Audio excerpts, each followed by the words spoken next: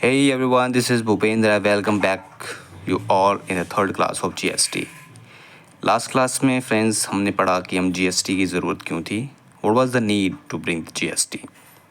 इस क्लास में हम पढ़ेंगे GST में आने वाली कुछ टर्म्स, कुछ उनकी डेफिनेशंस, उनका मीनिंग क्या है. आइए स्टार्ट करते हैं. जिससे कि स्टार्ट करते हैं with address of delivery.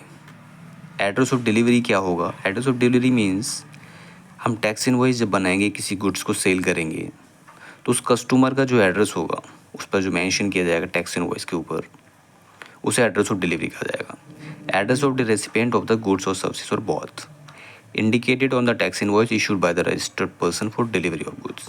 Right. Next, aggregate turnover. Aggregate turnover जब हम किसी पर्सन के ऊपर जीएसटी एप्लीकेबल है या नहीं जानने के लिए देखा जाएगा कि उसकी टर्नओवर कितनी है, उसकी थ्रेशोल्ड कितनी है. तो वो जो टर्नओवर है उसके अंदर, टर्नओवर के अंदर हम किन किन एलिमेंट्स को कंसिडर करेंगे, किस किस सप्लाई को कंसिडर करेंगे, किसको नहीं करेंगे, ये जानना भी बहुत ज़रूरी है. तो एग्रीगेट टर्नओवर की डेफिनेशंस में क्या लिखा है कि means the aggregate value of all taxable outward supply. जो हम सेल कर रहे हैं या सर्विस प्रोवाइड कर रहे हैं, जो हम रिसीव कर रहे हैं वो नहीं. Excluding the value of inward supplies on which the tax is payable by person on reverse charge basis. Reverse charge basis means हम सेल कर रहे हैं, हम नहीं देंगे टैक्स, इस पर परचेजर टैक्स देगा. तो ये ऐसी वाली सेल्स को नहीं काउंट करेंगे इसके अंदर, और ना ही हम इनवर्ड सप्लाई या किसी से गुड्स रिसीव कर रहे हैं उसको कंसिडर करते हैं इसके अंदर. एग्जाम सप्लाईज, ऐसी सप्लाई जिसके ऊपर टैक्स ही नहीं है, वो भी इसके अंदर आएगी. एक्सपोर्ट भी इसके अंदर आएगा. इंटर स्टेट सप्लाईज भी इसके अंदर आएंगी. Having the same permanent account number.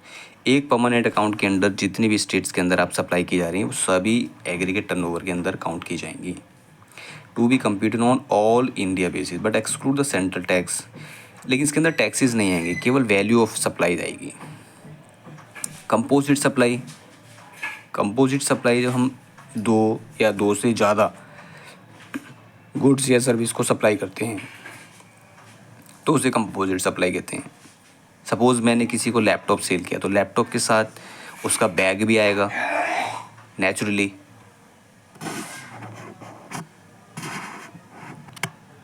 उसके साथ उसका बैग भी आएगा. तो हम ये तो नहीं कह सकते कि हमने बैग को सेल किया है. हमने क्या सेल किया है? लैपटॉप. तो लैपटॉप के साथ बैग एक नेचुरल बंडल है. राइट. तो composite supply means the taxable person और रेसिपिएंट कंसिस्टिंग ऑफ टू और more person taxable supplies of goods और सर्विसेज बोथ और any combination thereof which are naturally bundled. For example हमने laptop का दिया आपको. राइट.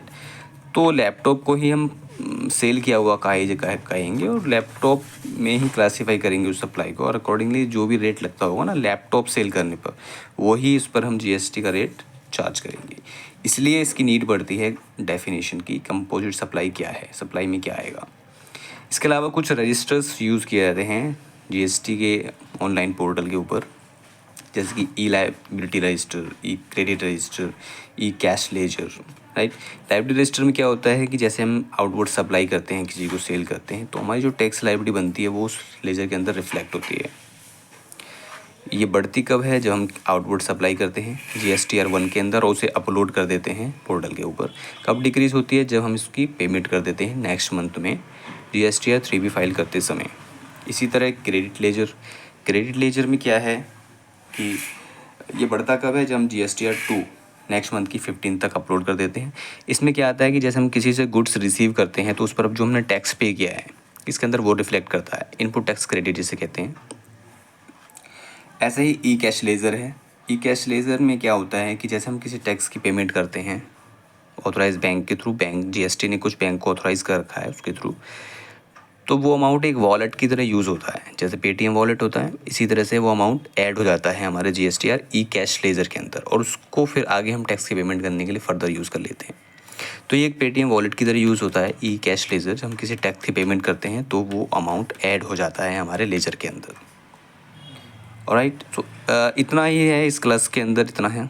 आगे जानने के लिए सब्सक्राइब करें और हमारे चैनल को सब्सक्राइब करें. Press the notification bell icon to get all the updates ready to GST. Guys, thank you so much. मिलते हैं नेक्स्ट क्लास में.